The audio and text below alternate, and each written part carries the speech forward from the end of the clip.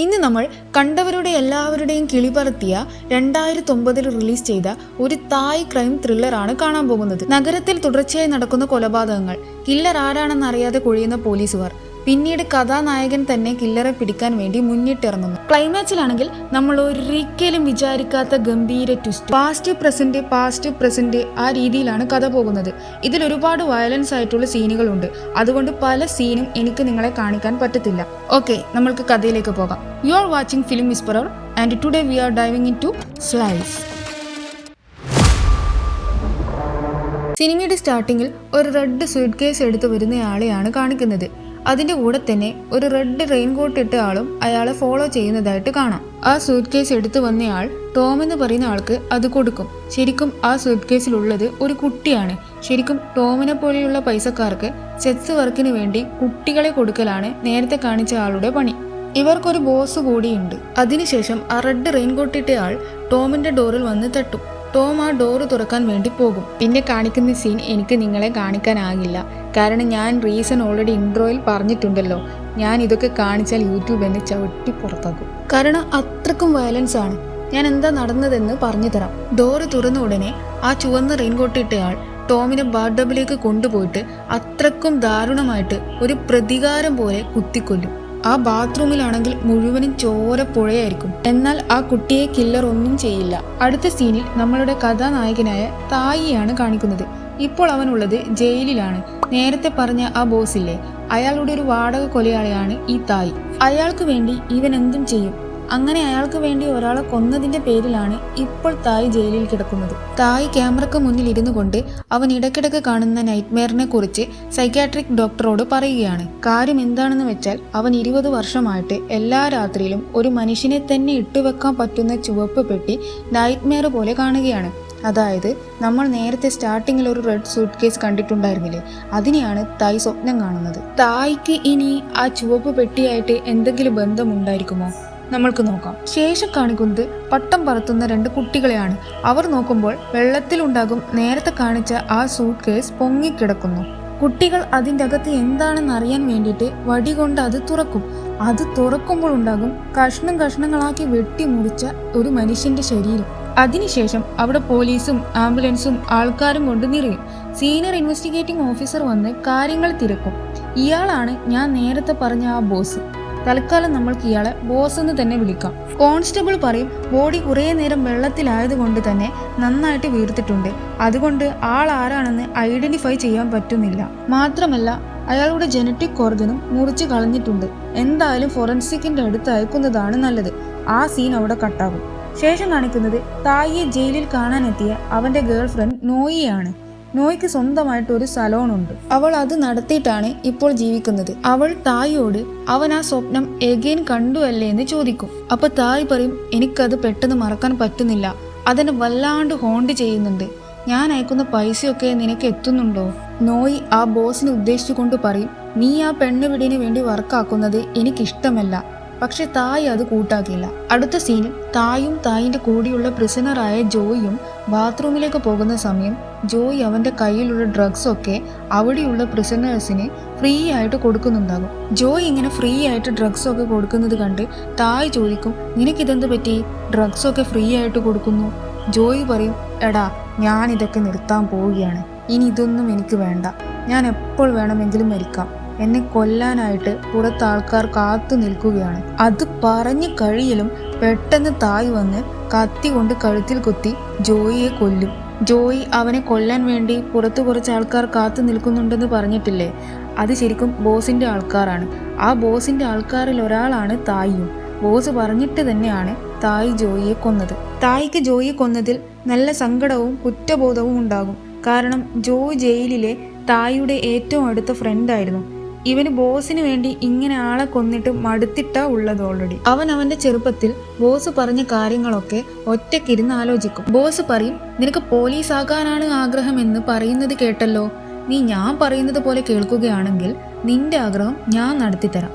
അയാൾ ശരിക്കും അയാളുടെ ആവശ്യങ്ങൾ സാധിക്കാൻ വേണ്ടി തായിയെ യൂസ് ആക്കുകയാണ് ചെയ്യുന്നത്. തായ് എന്നിട്ട് അവിടെയുള്ള പോലീസിനോട് പറയും ബോസിനോട് പറയണം ഇത് ലാസ്റ്റ് ആണ്, ഇനി ഞാൻ ആരെയും കൊല്ലില്ല എന്ന്. അടുത്ത സീനിൽ കില്ലർ സൂട്ട് കേസും എടുത്ത് സ്ട്രീറ്റിലൂടെ നടന്നു പോവുകയായിരിക്കും.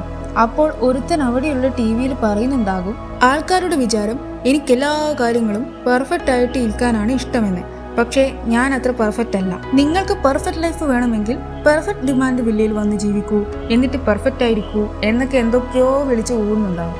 അന്ന് രാത്രി ബോസിനൊരു കോള് വരും, വീണ്ടും ഒരു ബോഡി കിട്ടിയെന്ന് പറഞ്ഞിട്ട്. അയാൾ നേരെ അവിടത്തേക്ക് പോകും. അപ്പോൾ അത് മുന്നത്തെ മരണം പോലെ തന്നെ ബോഡി കഷ്ണങ്ങളാക്കി ആ സൂട്ട് കേസിലാക്കിയിട്ടായിരിക്കും ഉണ്ടാകുക. നോക്കുമ്പോൾ ഇത്തവണ കില്ലർ ഒരു ക്യാമറ ബോഡിയുടെ കൂടെ വെച്ചിട്ടുണ്ടായിരിക്കും. ആ ക്യാമറയിൽ ഉണ്ടായിരുന്നത് ഒരാൾ ഒരു പെണ്ണിനെ റേപ്പ് ചെയ്യുന്ന വീഡിയോ ആണ്.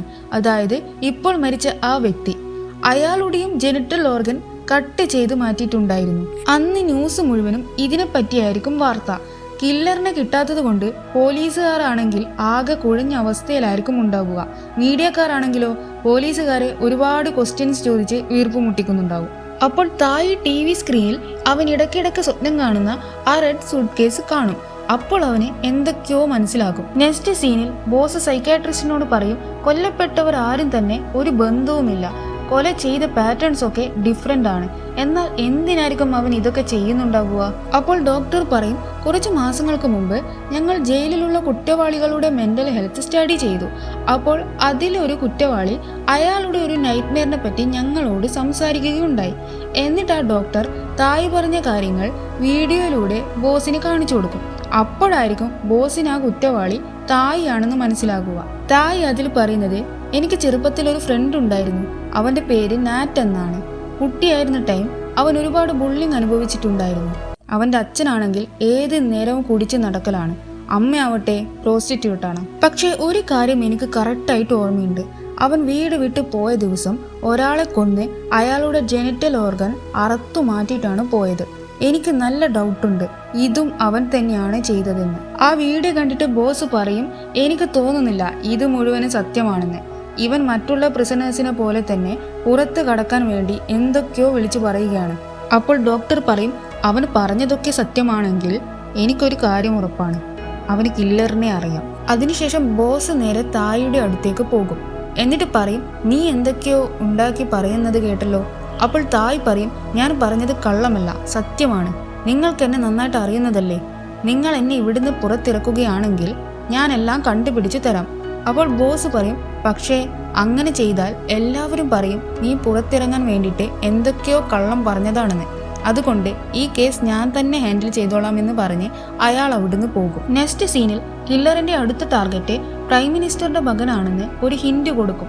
പോലീസുകാർ എല്ലാവരും PM-ന്റെ മകനെ അന്വേഷിച്ചിട്ട് പോകും.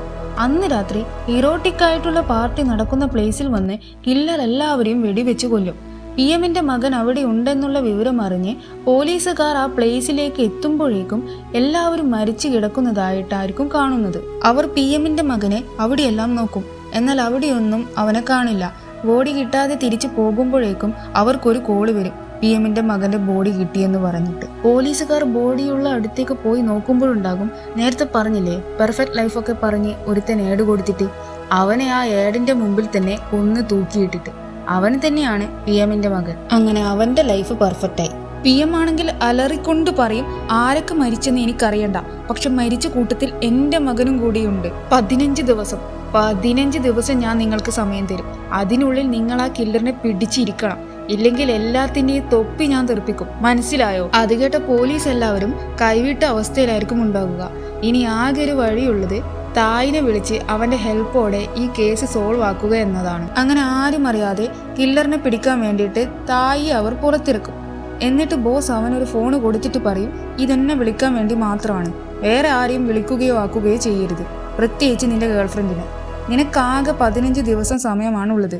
ഈ 15 ദിവസത്തിനുള്ളിൽ നീ ആ കില്ലറിനെ പിടിച്ചിട്ടുണ്ടെങ്കിൽ നിന്റെ ഇതുവരെയുള്ള എല്ലാ ക്രിമിനൽ റെക്കോർഡ്സും ഞങ്ങൾ ഇല്ലാതാക്കും. അങ്ങനെ കില്ലറിനെ പിടിക്കാൻ വേണ്ടിയിട്ട് അവർ ജനിച്ചു വളർന്ന സ്ഥലത്തേക്ക് തായി പോകും. പിന്നെ കാണിക്കുന്നത് അവരുടെ കുട്ടിക്കാലമാണ്. നാറ്റ് തായിയോട് പട്ടം പറപ്പിക്കാൻ അവനെയും കൂട്ടുമോന്ന് ചോദിക്കും. അപ്പോൾ തായിക്ക് അത് ഇഷ്ടപ്പെടില്ല. വേണ്ട, നീ എൻ്റെ പട്ടം പൊട്ടിക്കുമെന്ന് തായി പറയും. എന്നാൽ തായ് എത്ര നോക്കിയിട്ടും പട്ടം പറത്താനാകില്ല. അവസാനം അവൻ നാറ്റിനോട് തന്നെ ചോദിക്കും, എന്നെ പട്ടം പറത്താൻ വേണ്ടി സഹായിക്കുമോ എന്ന്. അത് കേട്ട് നാറ്റിന് വളരെ ഹാപ്പിയാവും. ആ സീൻ അവിടെ കട്ടാകും. അടുത്ത സീനിൽ തായ് ഒരു സൈക്കിൾ കണ്ടിട്ട് ഭയങ്കര ഇഷ്ടത്തോടെ അതിൽ കയറിയിരിക്കും. അപ്പോൾ അവിടെ കുറച്ച് കുരുത്തം കേട്ട പിള്ളേരുണ്ടാകും. അവർ തായിയെ വിളിച്ച് പറയും, തായ് തായ് സൈക്കിൾ ഇരിക്കുന്നത് കണ്ട ആ പിള്ളേരുടെ ഗ്യാങ് ലീഡറായ ലാങ് പറയും, നിനക്ക് ഈ സൈക്കിൾ വേണമെങ്കിൽ നീ ഞങ്ങളുടെ ഗ്യാങ്ങിൽ ചേരണം. അപ്പോൾ ലാങ്ങിന്റെ അമ്മ ലാങ്ങിനോട് പറയും, എടാ ജേവിയുടെ കടയിൽ പോയിട്ട് കുറച്ച് മുളക് വാങ്ങിച്ചിട്ട് വാ. അത് കേട്ട് പിള്ളേർ ഒന്ന് ഞെട്ടും. ജേവിയുടെ അടുത്ത് പോകാൻ അവർക്ക് പേടിയാണ്. അവർ ആ ഭാഗത്തൊന്നും പോകാറില്ല. കാരണം പിള്ളേരെല്ലാവരും ജേവി ഒരു ഗോസ്റ്റിനെ പോലെയാണ് കാണുന്നത്. അപ്പോൾ അവർക്കൊരു ഐഡിയ തോന്നും. അവർ തായിനോട് പറയും, നീ ജേവിയുടെ അടുത്ത് പോയിട്ട് സാധനം വാങ്ങിക്കുകയാണെങ്കിൽ ഈ സൈക്കിൾ ഞങ്ങൾ നിനക്ക് തരാം. അത് കേട്ട് തായ് ജേവിയുടെ അടുത്ത് പോയിട്ട് ജേവിയെ വിളിക്കും. പെട്ടെന്നൊരു കൈ വന്ന് അവനെ പിടിക്കും. അത് കണ്ട് പിള്ളേരെല്ലാവരും അവിടുന്ന് ഓടും. പക്ഷെ അതൊരു സുഖമില്ലാത്ത സ്ത്രീയായിരിക്കും. അവരുടെ ശരീരം മുഴുവനും കുരുകൊണ്ട് നിറഞ്ഞിട്ടുണ്ടാകും. ഈ സാധു സ്ത്രീനെയാണ് അവരെല്ലാം കൂടി പ്രേതമെന്ന് പറഞ്ഞ് കളിയാക്കുന്നത്.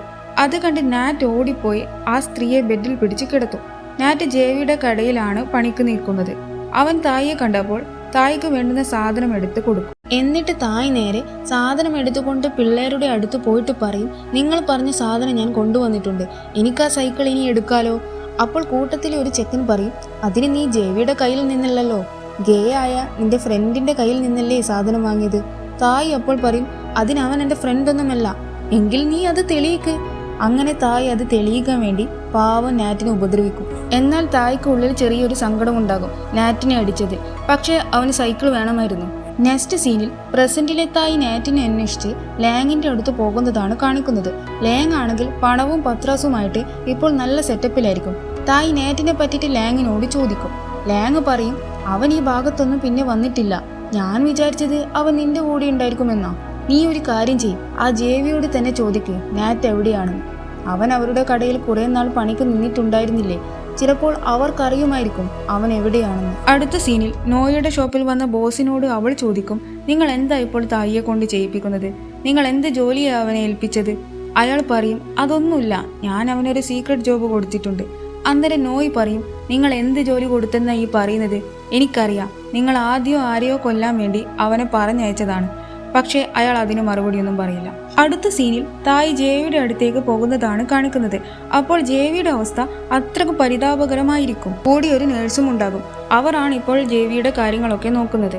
തായ് ആ നേഴ്സിന്റെ അടുത്ത് അവന്റെ അഡ്രസ്സ് എഴുതി കൊടുത്തിട്ട് പറയും, ഇവരുടെ അസുഖം കുറച്ച് ഭേദമായിട്ടുണ്ടെങ്കിൽ എന്നെ അറിയിക്കണം. നെക്സ്റ്റ് പാസ്റ്റ് ആണ് കാണിക്കുന്നത്. നാറ്റ് തായിയെ കൂട്ടിയിട്ട് ഒരു ഷാക്കിലേക്ക് പോകും.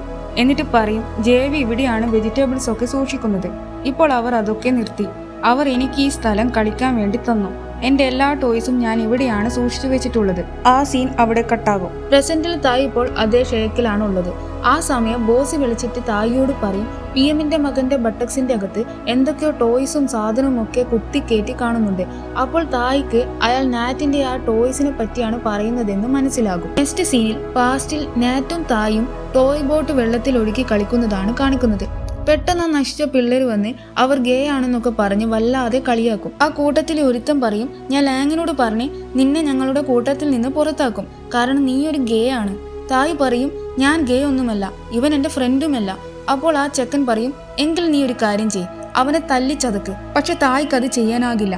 അപ്പോൾ ആ ചെക്കൻ നാറ്റിനെ പിടിച്ച് തള്ളിയിട്ടിട്ട് വല്ലാതെ ഉപദ്രവിക്കും. പാവൻ നാറ്റ് നിലവിളിച്ച് കരയും. എന്താ അല്ലേ, ഒരാളെ ടോർച്ചർ ചെയ്യുന്നതിൽ ഒരു പരിധിയില്ലേ.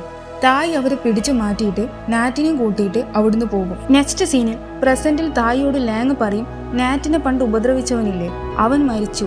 അതായത് നേരത്തെ നാറ്റിനെ വല്ലാണ്ട് ഉപദ്രവിച്ച ചെക്കനില്ലേ, അവനെ പറ്റിയാണ് പറയുന്നത്. അത് വേറെ ആരുമല്ല, പിഎമ്മിന്റെ മകനാണ്. അന്ന് രാത്രി തായ് ബോസിനെ വിളിച്ചിട്ട് പറയും, നമ്മൾ ശരിയായ വഴിയിലൂടെയാണ് പോകുന്നത്, കില്ലർ നാറ്റ് തന്നെയാണെന്ന് ഉറപ്പാണ്. അങ്ങനെ തായ് അന്ന് രാത്രി കില്ലർ ഇതുവരെ കൊന്നവരുടെ ഡീറ്റെയിൽസ് നോക്കും. അപ്പോഴാണ് രണ്ടാമത് മരിച്ച ആളില്ലേ, അയാളുടെ ഫോട്ടോ അവന്റെ കണ്ണിൽ പെടുക. തായ് ലാങ്ങിനെ വിളിച്ചിട്ട് അയാളുടെ പേര് പറഞ്ഞു കൊടുത്തിട്ട് ചോദിക്കും, ഇയാൾ നമ്മളെ പണ്ട് സ്കൂളിൽ പഠിപ്പിച്ചിരുന്നതല്ലേ? അപ്പോൾ ലാങ് അതേന്ന് പറയും. തായ് ചോദിക്കും, ഇവർ ഇപ്പോഴും പഠിപ്പിക്കുന്നുണ്ടോ? അന്നേരം ലാങ് പറയും, ഇല്ല, അവർ കുട്ടികളെ അബ്യൂസ് ചെയ്യുന്നുണ്ടെന്ന് ആരൊക്കെ പരാതി കൊടുത്തത് കൊണ്ട് അയാളെ സ്കൂളിൽ നിന്ന് ഡിസ്മിസ് ചെയ്തു. അപ്പോൾ തായ്ക്ക് പണ്ടത്തെ ചില കാര്യങ്ങൾ ഓർമ്മ വരും. പിന്നെ പാസ്റ്റിലേക്കാണ് പോകുന്നത്. അവിടെ കാണിക്കുന്നത് ആ തലതിരിച്ച പിള്ളേർ ലാബ് എക്സ്പെരിമെന്റ് ചെയ്യുന്ന ടൂൾസ് വെച്ച് എന്തൊക്കെയോ കളിക്കുകയാണ്. കൂടെ തായും ഉണ്ടാകും. പെട്ടെന്ന് നമ്മൾ നേരത്തെ ഫോട്ടോയിൽ കണ്ട ആ ടീച്ചർ അവരെ അടിക്കാൻ വേണ്ടി വരും. തായ് ഒഴിച്ച് ബാക്കി എല്ലാ പിള്ളേരും അവിടുന്ന് ഓടിപ്പോകും. അയാൾ തായിയെ പൊതിരെ തല്ലും. തല്ലിക്കിട്ടി വേദന കൊണ്ട് പൊളയുന്ന തായ്ക്ക് നാറ്റ് ഒരു ബാമ് കൊടുക്കും. അപ്പോൾ തായ് ചോദിക്കും, നീ എന്തിനാ എന്നെ ഇങ്ങനെ ഫോളോ ചെയ്യുന്നേ? നാറ്റ് പറയും, എന്നെ നിന്റെ ഫ്രണ്ട് ആക്കുമോ? തായ് പറയും, നിന്നെ ഞാൻ എൻ്റെ ഫ്രണ്ട് ആക്കിയാൽ ബാക്കിയുള്ള ഫ്രണ്ട്സ് ഒന്നും എന്നെ മൈൻഡ് ചെയ്യില്ല, ഞാൻ നിനക്ക് എന്തും ചെയ്യാൻ റെഡിയാണ്. തായ് പറയും, ഓ അങ്ങനെയാണോ, എങ്കിൽ നീ ഒരു കാര്യം ചെയ്യും, ഇപ്പോൾ എന്നെ അടിച്ച ആ ടീച്ചറില്ലേ, അവരുടെ വിസ്കിയിൽ നീ ഇത് ചേർത്തിട്ട് വാ. നാറ്റ് അവിടെ ചെന്ന് തായ് പറഞ്ഞതുപോലെ ചെയ്യാൻ നോക്കുമ്പോഴേക്കും ആ ടീച്ചർ വന്ന് നാറ്റിനെ കയ്യോടെ പിടിക്കും. ആരാ അവനെ കൊണ്ട് ഇതൊക്കെ ചെയ്യിപ്പിച്ചതെന്ന് ചോദിച്ചപ്പോൾ അവൻ ആരുമല്ല, സ്വന്തം ഇഷ്ടപ്രകാരം ചെയ്തതാണെന്ന് പറയും. അപ്പോൾ അയാൾ ഓ എന്നാൽ ശരിയെന്ന് പറഞ്ഞ് ഡോർ അടച്ച് അവനെ അബ്യൂസ് ചെയ്യും. എന്താ അല്ലേ. തായ് ഇതൊക്കെ കാണുന്നുണ്ടാകും. അവൻ അത് കണ്ടിട്ട് എന്തോ പോലെയാകും. കാരണം ഇതിനൊക്കെ കാരണം അവനാണല്ലോ. ആ സംഭവത്തിന് ശേഷം തായ് നാറ്റുമായിട്ട് അടുക്കും. നാറ്റിനത് വളരെ സന്തോഷമാകും. അന്ന് രാത്രി ഉറങ്ങാൻ നേരം തായ് എന്തോ സൗണ്ട് കേൾക്കും. അത് നാറ്റിന്റെ വീട്ടിൽ നിന്നായിരിക്കും. അവൻ മെല്ലെ അവിടേക്ക് പോയി നോക്കുമ്പോൾ നാറ്റിന്റെ അച്ഛനുണ്ടാകും നാറ്റിനെ റേപ്പ് ചെയ്യുന്നു. തായ് വേഗം അയാളെ ഒരു വടി കൊണ്ട് അടിച്ചിട്ടിട്ട് നാറ്റിനെയും കൂട്ടിട്ട് അവിടുന്ന് ഓടും. അയാളും പിറകെ പോകും. തായ് നാറ്റിനെ ഒരു സ്ഥലത്ത് ഇരുത്തിയിട്ട് പറയും, നാറ്റ് നീ ഒന്നും കൊണ്ട് പേടിക്കണ്ട, ഞാൻ അയാളെ വഴി തിരിച്ച് വിട്ടിട്ട് ഇപ്പം വരാന്ന് പറഞ്ഞ് അവൻ അവിടുന്ന് പോകും. അയാളാണെങ്കിൽ ഇവരെയും അന്വേഷിച്ച് നടക്കുന്നുണ്ടാകും. നാറ്റ് വേഗം പോയി അവന്റെ കയ്യിൽ കിട്ടി എന്തോ എടുത്ത് അയാൾ അടിച്ചിട്ട് കൊല്ലും. തായ് അത് കണ്ട് പേടിക്കും. അതിനുശേഷം അവർ അവിടം വിട്ടും പോകും. നെക്സ്റ്റ് പ്രസന്റ് ആണ് കാണിക്കുന്നത്. ഡോറിൽ ആരോ മുട്ടുന്ന സൗണ്ട് കേട്ട് തായ് ഡോറ് തുറന്നു നോക്കുമ്പോൾ അത് ജേവിയെ നോക്കുന്ന ആ നേഴ്സായിരിക്കും. അവർ തായിയോട് പറയും, ജേവി ഇന്ന് രാവിലെ മരിച്ചു, നിങ്ങളെ ഏൽപ്പിക്കാൻ വേണ്ടി അവർ എനിക്കൊരു കാർഡ് തന്നിട്ടുണ്ടായിരുന്നു പറഞ്ഞ് അത് കൊടുക്കും. അതിൽ നോക്കുമ്പോൾ ഒരു നമ്പർ ആയിരിക്കും. തായ് ബോസിനെ വിളിച്ചിട്ട് ആ നമ്പർ ഒന്ന് ചെക്ക് ചെയ്യാൻ പറയും. നെക്സ്റ്റ് സീനിൽ നാടുവിട്ട നാറ്റും തായും നേരെ പോകുന്നത് പട്ടായയിലേക്കാണ്. അങ്ങനെ അവർ എന്തൊക്കെയോ പണിയെടുത്ത് തട്ടിയും മുട്ടിയും പോകും. ഒരു ദിവസം ഒരുത്തൻ വന്ന് തായിയോട് പറയും, നമ്മൾക്കൊരു ഡീല് വെക്കാം, ഒന്നെങ്കിൽ നീ അല്ലെങ്കിൽ അവൻ, നിങ്ങളിൽ ഒരാൾ ഞങ്ങൾക്ക് വേണ്ടി സെക്സ് വർക്ക് ചെയ്യുകയാണെങ്കിൽ ഞാൻ 5,000 തരാം, ഞങ്ങളുടെ ബോസിനെയും പരിചയപ്പെടുത്തി തരാം. പക്ഷെ തായ് അതിന് സമ്മതിക്കില്ല. അപ്പോൾ ആ ദേഷ്യത്തിൽ അയാൾ തായിയെ നല്ലോണം അടിക്കും. അന്ന് രാത്രി തായ് അടികൊണ്ട സങ്കടത്തിൽ അവിടെ കിടന്ന് കരയുന്നുണ്ടാകും. അപ്പോൾ നാറ്റ് അവനെ കെട്ടിപ്പിടിച്ച് ആശ്വസിപ്പിക്കാൻ നോക്കും. അന്നേരം തായ് ദേഷ്യത്തിൽ പറയും, നീ എന്തിനാ ഇപ്പൊ എന്നെ കെട്ടിപ്പിടിച്ചത്, ഞാൻ എന്താ ഗേ ആണെന്ന് വിചാരിച്ചോ, നീ എന്താ അങ്ങനെയൊക്കെ പറയുന്നത്, എന്തുകൊണ്ട് പറഞ്ഞൂടാ, നീ കാരണമാണ് എൻ്റെ ജീവിതം ഇങ്ങനെ ആയെന്ന് പറഞ്ഞ് അവൻ ദേഷ്യത്തിൽ അവിടുന്ന് പോകും. എന്നിട്ട് നേരെ അവൻ പോകുന്നത് നേരത്തെ ഒരുത്തൻ ഡീല് സംസാരിച്ചിട്ടില്ലേ അവന്റെ അടുത്തേക്കാണ്. എന്നിട്ട് നാറ്റിനെ കൂട്ടിക്കോന്ന് പറഞ്ഞ് അവന്റെ കയ്യിൽ നിന്ന് 5,000 റുപ്പീസ് വാങ്ങും. ശരിക്കും ഇങ്ങനെയാണ് ഇവൻ അവരുടെ ആ ബോസിനെ പരിചയപ്പെടുന്നത്. ശേഷം കാണിക്കുന്നത് പ്രസന്റിലാണ്. നോയ് ഷോപ്പിലേക്ക് കയറുന്നുണ്ടാകും.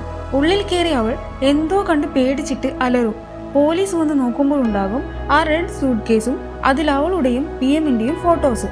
അതായത് നെക്സ്റ്റ് ടാർഗറ്റ് അവരാണെന്നുള്ള രീതിയിൽ. ബോസ് വിളിച്ചിട്ട് തായിനോട് നടന്ന കാര്യങ്ങളെല്ലാം പറയും. തായ് പറയും, നോയ് ഓക്കെയല്ലേ, അവൾക്കൊരു കുഴപ്പവും കൂടാതെ നോക്കണം. ബോസ് പറയും, പേടിക്കണ്ട, ഞാൻ അവളെ PM-ന്റെ ഗസ്റ്റ് ഹൗസിലേക്ക് മാറ്റിയിട്ടുണ്ട്, അവൾക്കൊന്നും സംഭവിക്കില്ല, അവൾ സേഫ് ആണ്. നീ തന്ന നമ്പർ ഞാനൊന്ന് ചെക്ക് ചെയ്തു നോക്കി, അത് പട്ടായയിലെ ഒരു ഗേ ബാർ ഉണ്ട്, അവിടുത്തെ നമ്പറാണ്. നെക്സ്റ്റ് സീനിൽ തായ് പട്ടായയിലെ ആ ഗേ ബാറിലേക്ക് പോകും. എന്നിട്ട് നാറ്റിനെ അന്വേഷിക്കും. അപ്പോൾ അവർ പറയും, അവൻ ഇവിടെ മുമ്പ് വർക്ക് ചെയ്തിട്ടുണ്ടായിരുന്നു, പക്ഷെ എന്ത് ചെയ്യാനാ, ആ സമയം മുഴുവനും കസ്റ്റമറായിട്ട് വഴക്കായിരുന്നു. അതിന്റെ പേരിൽ അവന് കസ്റ്റമറിന്റെ കയ്യിൽ നിന്ന് എപ്പോഴും അടിയും കിട്ടാറുണ്ട്. പോലീസ് സ്റ്റേഷനിൽ കയറുകയോ ഇറങ്ങുക ഇത് തന്നെയാണ് അവന്റെ പണി. തായ് അവന്റെ ഫോട്ടോസും വല്ലതും ഉണ്ടോ എന്ന് ചോദിക്കും. അപ്പോൾ അവർ പറയും, ഞങ്ങളുടെ കയ്യിലില്ല. ചിലപ്പോൾ പോലീസ് സ്റ്റേഷനിൽ ഉണ്ടാകാൻ ചാൻസ് ഉണ്ട്, കാരണം അവൻ കൂടുതലും അവിടെ തന്നെയാണ്. നെക്സ്റ്റ് സീനിൽ PM-ന്റെ ഗസ്റ്റ് ഹൗസിൽ ചെന്ന് നോയിയെ കാണുന്ന ബോസിനെയാണ് കാണിക്കുന്നത്. നോയ് ബോസിനോട് ചോദിക്കും, എന്താ ഇപ്പോൾ ഇവിടെ നടക്കുന്നതെന്ന് എന്നോടൊന്ന് പറ, എന്തുകൊണ്ടാ എനിക്കെതിരെ വധഭീഷണി വന്നത്, തായ് ഇപ്പോൾ എന്ത് ജോലിയാണ് ചെയ്യുന്നത്. മറുഭാഗത്ത് തായ് ബോസ് ആക്കി കൊടുത്ത ഫേക്ക് പോലീസ് ID വെച്ചിട്ട് പോലീസ് സ്റ്റേഷനിൽ പോയി നാറ്റിന്റെ ഡീറ്റെയിൽസ് ചോദിക്കും. അതേസമയം ബോസ് നോയിയോട് പറയും, നീ ആ റെഡ് ബാഗ് കേസിനെ കുറിച്ച് കേട്ടതല്ലേ, തായ് അതിന്റെ ഭാഗമായിട്ട് ഞങ്ങളെ ഹെൽപ്പ് ചെയ്യാൻ കില്ലറിനെ പിടിക്കാൻ പോയിട്ടാണുള്ളത്. കാരണം നമ്മൾ ഈ കേസിൽ സംശയിക്കുന്നത് അവന്റെ പഴയ ഫ്രണ്ടിനെയാണ്. തായ് ഈ കേസിന്റെ പിറകെയല്ലേ, നീ അവന്റെ ഗേൾഫ്രണ്ട് ആയതുകൊണ്ടാണ് നിന്നെ പേടിപ്പിക്കാൻ വേണ്ടിയിട്ട് ബാഗും ആ ഫോട്ടോസും കില്ലർ അവിടെ വെച്ചത്. നോയ് പേടിച്ചുകൊണ്ട് ചോദിക്കും, ഇനി തായ്ക്ക് അവനെ പിടിക്കാൻ പറ്റിയില്ലെങ്കിലോ. അന്നേരം ബോസ് പറയും, അവൻ എന്തായാലും കില്ലറിനെ പിടിക്കും, കാരണം നീ ഇപ്പോൾ ഞങ്ങളുടെ തടങ്കലിലാണ്, അതുകൊണ്ട് അവന്റെ ആവശ്യമാണ് കില്ലറിനെ പിടിക്കുക എന്നത്. ഇപ്പുറത്ത് തായ് നാറ്റിന്റെ ക്രിമിനൽ റെക്കോർഡ്സ് നോക്കുന്ന സമയത്ത് നാറ്റിന്റെ ഡീറ്റെയിൽസ് കിട്ടും. അതിൽ നിന്ന് അവൻ എന്തൊക്കെയോ മനസ്സിലാകും. അവൻ ഓടിപ്പോയി വണ്ടി എടുത്തിട്ട് എവിടെയോ പോകും. തായ് നേരെ പോയത് ഒരു ഡോക്ടറിന്റെ അടുത്തായിരിക്കും. അയാൾ ഒരു പ്ലാസ്റ്റിക് സർജനാണ്. മറുഭാഗത്ത് നോയ് ബോസിനോട് പറയും, തായ്ക്ക് ഈ കേസ് സോൾവ് ആക്കാൻ പറ്റിയില്ലെങ്കിൽ ഞാൻ എന്ത് ചെയ്യും. അപ്പോൾ ബോസ് പറയും അവൻ കില്ലറിനെ പിടിച്ചിട്ടുണ്ടെങ്കിലും ഇല്ലെങ്കിലും ഞാൻ അവനെ കൊല്ലും പറഞ്ഞ് അയാൾ അവളെ കയറി പിടിക്കാൻ നോക്കും. ഇപ്പുറത്തെ ഡോക്ടറിന്റെ അടുത്തെത്തിയ തായി അയാൾക്ക് നേരെ തോക്ക് ചൂണ്ടിക്കൊണ്ട് നാറ്റിന്റെ ഫോട്ടോ കാണിച്ചിട്ട് ചോദിക്കും ഇവൻ ഇവിടെ വന്നിട്ടുണ്ടായിരുന്നോ എന്ന്. അപ്പോൾ ഡോക്ടർ അതേന്ന് പറയും. അന്നേരം തായി അതിന്റെ റെക്കോർഡ്സ് കാണിക്കാൻ പറയും. അയാൾ അത് കാണിച്ചു കൊടുക്കും. അപ്പോഴായിരിക്കും മക്കളെ ഷോക്കിംഗ് ട്വിസ്റ്റ്. അവൻ ഇത്രകാലം തേടി നടന്ന കില്ലർ മറ്റാരുമല്ല, സർജറി ചെയ്ത് നോയിയായി മാറിയ നാറ്റ് ആയിരിക്കും അത്. ഇത് മനസ്സിലാക്കിയ തായി ആകെ തകർന്നു പോകും. അതേസമയം ഇപ്പുറത്തെ ഈ മണ്ടൻ ബോസിന് അറിയില്ലല്ലോ അയാൾ കയറി പിടിച്ചിരിക്കുന്നത് കില്ലറിനെ ആണെന്ന്. അവൾ ബോസിന്റെ മൗത്തിന് നേരെ വെടിവെക്കും. അപ്പം തന്നെ അയാളുടെ ബോധം പോകും. ഗൺ ഷോട്ടിന്റെ സൗണ്ട് കേട്ടിട്ട് പോലീസുകാർ അവിടെ വന്ന് അവളെ വെടിവെക്കാൻ നോക്കും. എന്നാൽ അവൾക്കത് കൊള്ളില്ല. അവൾ നേരെ PM-ന്റെ അടുത്ത് പോയിട്ട് അയാളെ കൊല്ലും. കുറച്ച് കഴിയുമ്പോൾ ബോസിന് ബോധം വരും. വെടികൊണ്ട ബോസിന്റെ മുഖം ഒരു പരിവായിട്ടുണ്ടാകും. അയാൾ പെട്ടെന്ന് ഫസ്റ്റ് എയ്ഡിൽ നിന്ന് ഒരു തുണി എടുത്ത് തലവഴി കെട്ടിട്ട് നോയിയുടെ പിറകെ പോകും. അപ്പോൾ അവൾ പിറകിൽ നിന്ന് വെടിവെച്ച് അയാളെ വീഴ്ത്തും. എന്നിട്ട് അവൾ ഇന്നേ വരെ എല്ലാവരും അവളോട് കാണിച്ചതിന്റെ എല്ലാ ദേഷ്യവും എടുത്ത് അവൾ അയാളെ കത്തി കൊണ്ട് കുത്തി കൊല്ലും. എന്നിട്ട് അവൾ തായെ വിളിച്ചിട്ട് പറയും നമ്മൾ ചെറുപ്പത്തിൽ കളിക്കുന്ന ഷേക്കിന്റെ അവിടെ വരണം, എനിക്ക് നിന്നോട് സംസാരിക്കണമെന്ന്. എന്നിട്ട് തായ് അവിടത്തേക്ക് പോകും. അവൻ അവളോട് ചോദിക്കും ഞാൻ എന്താ നിന്നെ വിളിക്കേണ്ടത്, നാറ്റെന്നോ അതോ നോയി എന്നോ? നീ എന്നെ ഇത്ര കാലം പറ്റിക്കുകയായിരുന്നു, എന്തിനാണ് ഇതൊക്കെ എന്നോട് ചെയ്തത്? അപ്പോൾ നോയ് പറയും നീ എന്നും എൻ്റെ കൂടെ ഉണ്ടാകാനും എന്നെ സ്നേഹിക്കാനും എന്നെ വിട്ടു പോകാതിരിക്കാനും വേണ്ടിയാണ് ഞാൻ ഇതൊക്കെ ചെയ്തത്. നിന്റെ കൂടെ മാത്രമേ ഞാൻ ലൈഫിൽ ഹാപ്പി ആയിട്ടുള്ളൂ. അപ്പോഴേക്ക് പോലീസുകാർ വണ്ടിയിൽ അങ്ങോട്ടേക്ക് വരുന്നുണ്ടാകും. അത് കണ്ട് നോയ് കരഞ്ഞുകൊണ്ട് പറയും എനിക്ക് വേറെ ആരുടെയും കൈ കൊണ്ടല്ല, നിന്റെ കൈ കൊണ്ട് മരിച്ചാൽ മതി പറഞ്ഞ് തായിയെ കെട്ടിപ്പിടിക്കും. അന്നേരം തായ് അവനെ കൊണ്ട് പറ്റില്ല എന്ന് പറഞ്ഞ് കരയും. അപ്പോഴാണ് തായ് അന്ന് രാത്രി നാറ്റിനെ വിട്ടുപോയ സീൻ കാണിക്കുക. ചെയ്തത് തെറ്റാണെന്ന് മനസ്സിലാക്കിയ തായ് തിരിച്ച് നാറ്റിനെ കൊണ്ടുവരാൻ വേണ്ടി അവിടേക്ക് പോയിരുന്നു. നോക്കുമ്പോൾ അവൻ കാണുന്നത് റെഡ് സൂട്ട് കേസിൽ കൊണ്ടുപോകുന്ന നാറ്റിനെ ആയിരിക്കും. അപ്പോൾ അവൻ നാറ്റിന്റെ അടുത്ത് പോകാൻ ശ്രമിക്കുമെങ്കിലും നാറ്റിനെ കൊണ്ടുപോയവരുടെ ആൾക്കാർ തായിയെ പിടിച്ചു വെക്കും. എന്നാൽ നാറ്റ് ആ സൂട്ട് കേസിന്റെ ഇടയിലൂടെ എല്ലാം കാണുന്നുണ്ടായിരുന്നു. ഇതൊക്കെ കൊണ്ടാണ് തായ് ആ റെഡ് സൂട്ട് കേസ് എന്ന നൈറ്റ് മെയർ ഹോണ്ട് ചെയ്യുന്നത്. താൻ കാരണമാണ് നാറ്റ് ഈ അവസ്ഥയിൽ എത്തിയതെന്നും എന്നിട്ടും തനിക്ക് അവനെ രക്ഷിക്കാൻ പറ്റിയില്ല എന്നുള്ള കുറ്റബോധമൊക്കെ അവന്റെ ഉള്ളിൽ ഉണ്ടായിരുന്നു. ശേഷം പ്രസന്റിൽ നോയ് കരഞ്ഞുകൊണ്ട് അവളെ കൊല്ലു എന്ന് പറയും. ഇത് ഈ സിനിമയിലെ അത്രയ്ക്ക് ഇമോഷണൽ ആയിട്ടുള്ള സീനായിരുന്നു. അപ്പോഴേക്കും പോലീസുകാരെല്ലാം അവളെ വെടിവെക്കാൻ വേണ്ടി അവിടെ മൊത്തം വളഞ്ഞിട്ടുണ്ടാകും. അങ്ങനെ അവസാനം തായ് വേറെ ഒരു വഴിയില്ലാത്തത് കൊണ്ട് അവളുടെ തലക്ക് വെടിവെച്ച് കൊന്നിട്ട് അവിടെ ഇരുന്ന് കരയും. അതോടെ ഈ സിനിമ അവസാനിക്കും. അപ്പോൾ ഓക്കെ ഫ്രണ്ട്സ്, നിങ്ങൾക്ക് ഈ സിനിമ ഇഷ്ടപ്പെട്ടെന്ന് വിചാരിക്കുന്നു. ഞാൻ അടുത്ത സിനിമയായിട്ട് വരാം.